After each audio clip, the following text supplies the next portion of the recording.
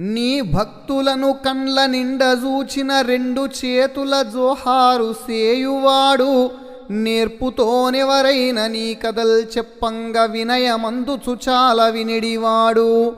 తన గృహంబునకు నీ దాసులు రాజూచి పీటపై గూర్చుండబెట్టువాడు, నీ సేవకుల జాతి నీతులెన్నక చాలా దాసోహమని చేరదలచువాడు. పరమ భక్తుండు ధన్యుండు భానుతేజ, వాని కనుగొన్న పుణ్యంబు వసుధలోన. భూషణ వికాస శ్రీ ధర్మపుర నివాస, దుష్ట సంహార నరసింహ దురిత దూరా.